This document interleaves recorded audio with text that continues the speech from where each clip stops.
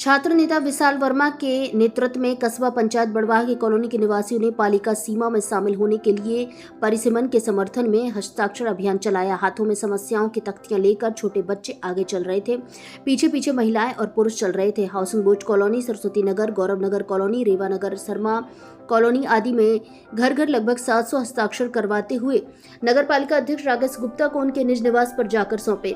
आवेदन के माध्यम से रहवासियों सुनील बैस, अजय चौहान, अनीता निगम, देश सोहनी, ऋषि भावसार, दुर्गा बिरला, पिंकी विश्वकर्मा, स्मिता सेन ने बताया कि कस्बा पंचायत की कॉलोनी में सड़क निर्माण नहीं है।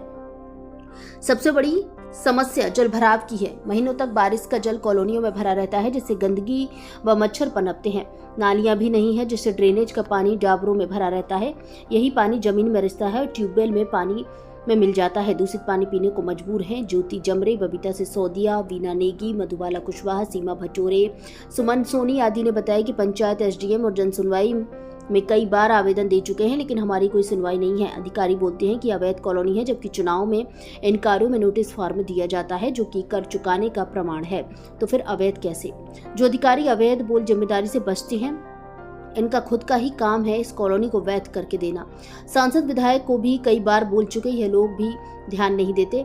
अब हम इस पंचायत क्षेत्र में नहीं रहना चाहते, हमें नगर पालिका सीमा में ले लिया जावे, इसलिए हम आवेदन देने आए हैं।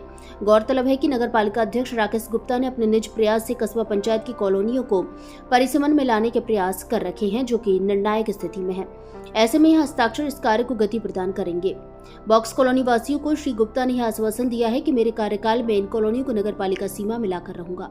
तुरंत हल होने जैसी समस्या है जिसे मैं मेरे स्तर पर ठीक कर सकता हूं, उसका पूरा प्रयास करूंगा। विशाल वर्मा ने बताया कि मुख्यमंत्री महोदय को समस्त कॉलोनी वासी पत्र लिखकर समस्याओं से अवगत कराएंगे। क्षेत्र की समस्याओं को दूर करने हेतु लगातार प्रयास करते रहेंगे।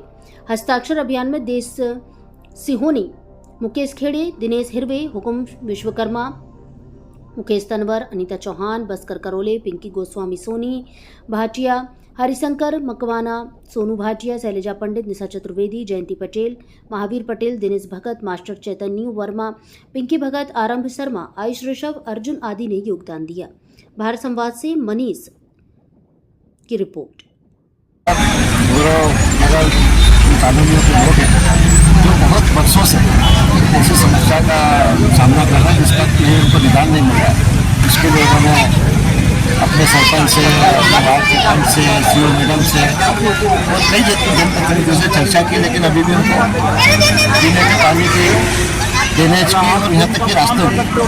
हम खुद देखते हैं कि इस रास्ते से हम लोग पंडेर हाउस स्कूल बच्चों को छोड़ने जाते हैं। कम से कम 4 या 5 जगह ऐसी स्थिति आती है कि हम लोगों को नाली के पानी में से होकर जाना पड़ता है, मोटरसाइकिल वालों को, बच्चों को। और ये स्थिति 12 महीने रहती है। अगर ये सिर्फ बारिश में भी होता है, एक बात है। मैं खुद व्यक्तिगत रूप से जो है हमारी मुख्य कार्यपालन अधिकारी को इस विषय में कई बार बता चुका हूँ। वो भी हमेशा आश्वासन देती है, लेकिन उसके बावजूद कुछ हुआ नहीं। सरपंच को भी कई बार बताया और वार्डवासी जैसा यहाँ बोल रहे हैं कि उन्होंने विधायक जी को भी अवगत कराया था और विधायक जी ने भी पिछले साल आश्वासन दिया था।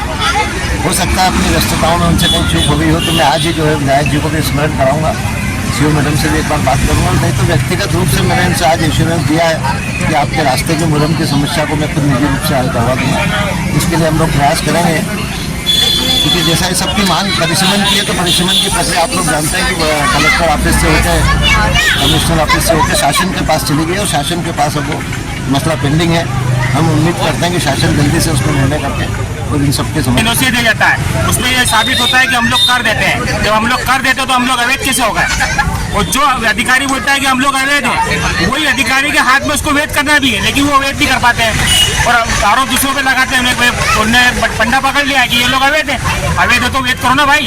हमने हमारे विधायक महोदय को भी इस बारे में बताया था और गत वर्ष हमारे गणेश पंडाल में आए थे और उन्होंने सारी समस्याओं को अपनी आंखों से देखा था और उसके बाद में हमें आश्वासन दिया था कि मैं अगले गणेश पंडाल में आपको पक्का रोड बनाकर दूंगा, लेकिन अभी तक कोई भी समस्या का निराकरण नहीं हुआ।